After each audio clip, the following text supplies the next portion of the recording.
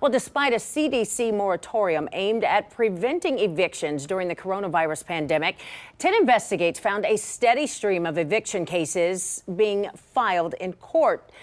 Thanks for joining us tonight at 5:30. I'm Yolanda Harris. And I'm Andrew Kinsey. There are exceptions to the CDC's rules. Landlords aren't barred from filing eviction cases. As Chief Investigative Reporter Bennett Haberly explains tonight, unemployment may be part of what's driving people to fall behind on rent. When COVID struck, Franklin County's eviction court moved. So you filed an eviction case from the courthouse to the convention center to allow for better social distancing. Typically, the court's docket is capped at 100 cases every day. COVID's long reach has also wreaked havoc on housing. Yep. Michael Smith had been splitting rent with his daughter, son-in-law, and 3 grandchildren until last May, when they moved out and he fell behind.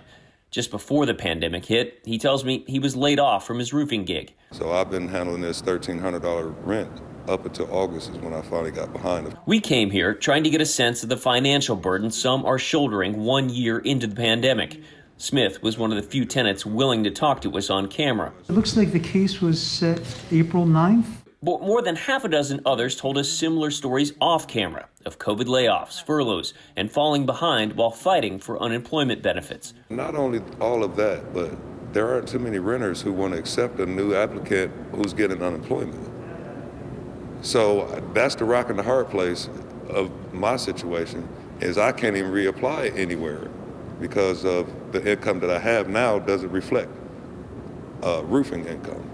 Last year, when COVID struck, the CDC issued a moratorium on evictions, concerned people on the move could more easily spread the virus. But the enforcement of that order has been patchy, and a recent federal judge's ruling also threatens its future. But while the moratorium may have stopped people from being set out on the street, it did not stop evictions from being filed in court. Data provided to 10 Investigates by the court shows the up and down flow of hundreds of eviction cases since March of last year.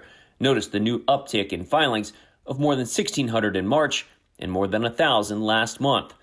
Robbie Southers is an attorney managing a pilot legal program offering guidance to those facing eviction.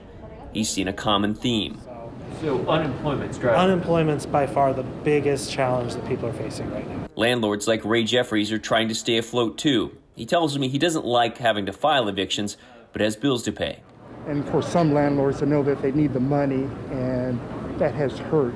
Jeffries told me he's encouraged by the fact that his tenants won't be out on the street because of resources like Impact Community Action that provides rental assistance to those facing eviction. Jimmy Spurlock is a supervisor. And when you say assistance, you literally mean dollars in pockets, right? Exactly. Yes, sir.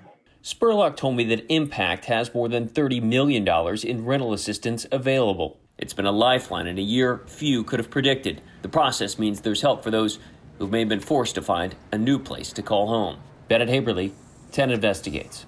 Now, if you have something you want our 10 Investigates to look into, you can email Bennett and the team at 10investigates@10tv.com.